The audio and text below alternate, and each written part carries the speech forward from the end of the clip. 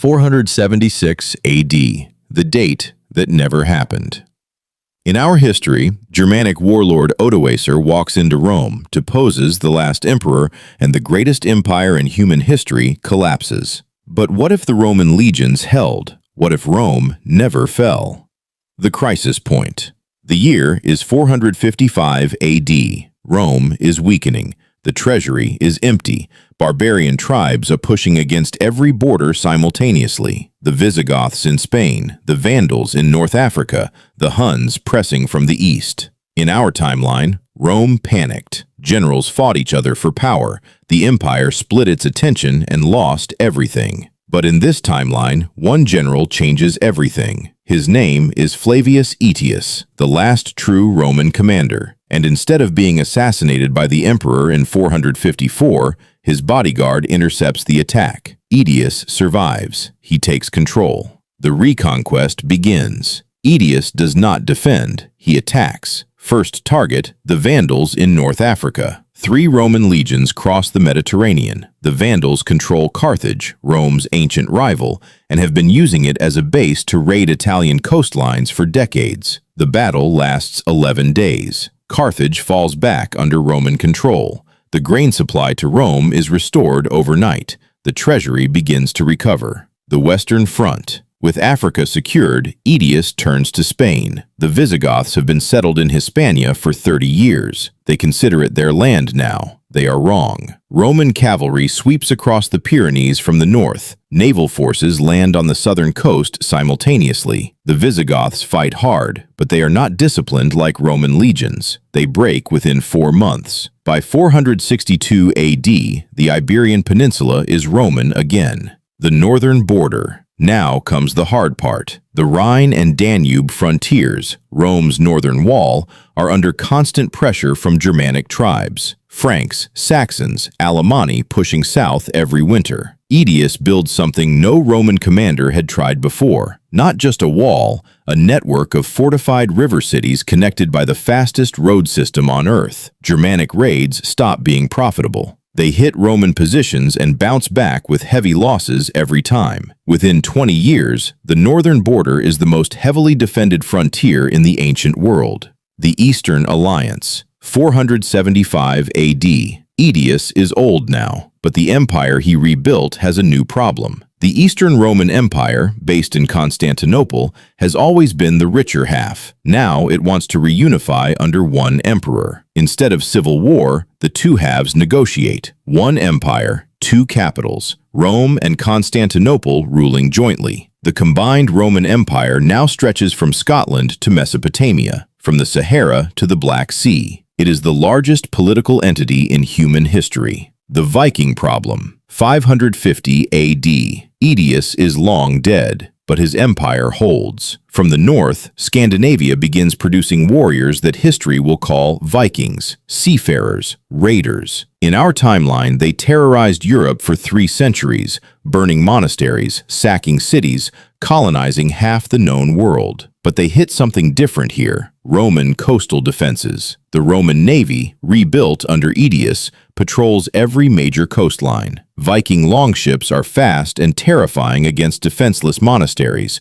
They are not fast enough against Roman warships armed with Greek fire. The first 3 major Viking raids on Roman-controlled coastlines end in disaster for the Norse. Entire fleets burned at sea. The Norse leaders make a calculation. You cannot raid what you cannot reach. Instead of attacking, they trade. Norse merchants begin appearing in Roman ports. Amber from the Baltic, furs from the deep forests. In exchange, Roman silver, Roman wine, Roman glass. By 700 AD, Scandinavia is not an enemy of Rome. It is a trading partner. And slowly, Roman culture begins moving north. Roads, law, writing.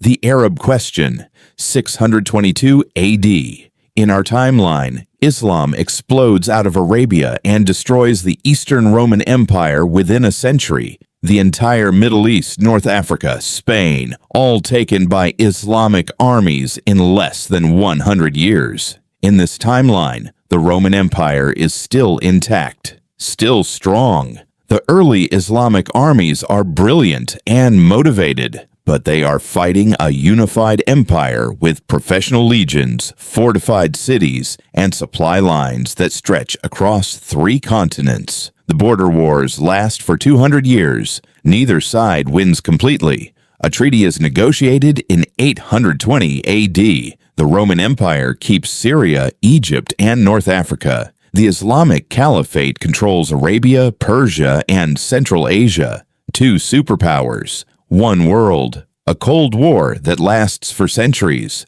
Rome discovers the Atlantic. 900 AD. Roman engineers have been improving ships for 4 centuries. A Roman admiral named Marcus Varro proposes something radical: sail west across the Atlantic. Roman geographers already know the Earth is round. They calculate there must be land on the other side. 3 ships leave from the port of Lisbon in 912 AD.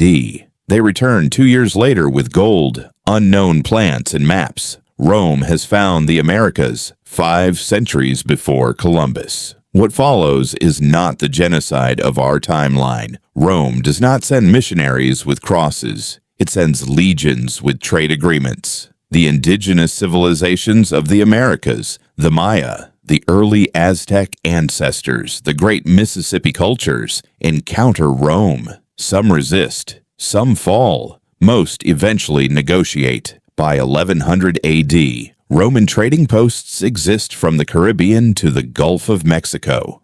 The world in 1200 AD. Pause and look at what the world looks like. The Roman Empire controls Europe, North Africa, the Middle East, and is colonizing the eastern coast of the Americas. Scandinavia is a Roman-influenced kingdom, Christian, literate, peaceful. The Islamic Caliphate controls Central Asia and is trading peacefully with Rome under a centuries-old treaty. China remains independent and powerful. The Silk Road connects Beijing to Rome directly. Chinese silk for Roman glass. Roman engineering for Chinese agriculture. There are no dark ages because Rome never fell. The knowledge never burned. The libraries of Alexandria still stand. Greek mathematics continued developing for 1,000 years. Roman engineering never stopped. By 1200 AD, this alternate Rome has technology equivalent to what our world had in the 1600s. The Revolution, 1350 AD. Even Rome cannot stay static forever. The outer territories, the American colonies, the African provinces, the Scandinavian kingdoms begin demanding representation in the Roman Senate. They are producing enormous wealth, but they have no voice in how that wealth is used. Sound familiar? The Roman Senate refuses to reform. The American provinces rebel first, then North Africa. Then the Scandinavian kingdoms withdraw from the alliance. Rome faces the same problem every empire eventually faces. You can conquer the world, but you cannot own it forever. The Republic Reborn. 1400 AD. After 50 years of internal conflict, a compromise is reached. The Roman Empire transforms, not collapses, transforms. A new constitution, elected representatives from every province. The emperor becomes a ceremonial role, like a modern king. The Roman Republic, 2,000 years after the original, is reborn. The world it created. And here is the world that exists because Rome never fell. No Dark Ages, no Black Plague spreading through a fragmented Europe with no central health system.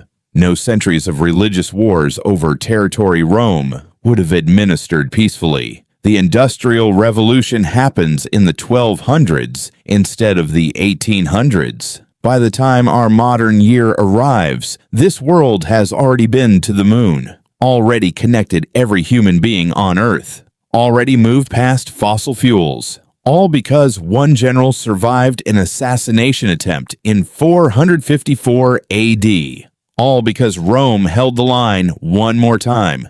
History doesn't just remember empires. History is built by them. What do you think? Would a surviving Rome have been better or worse for humanity? Drop your answer below. And next, We look at what happens when the Mongols don't stop at Europe. That scenario is coming. Subscribe so you don't miss it.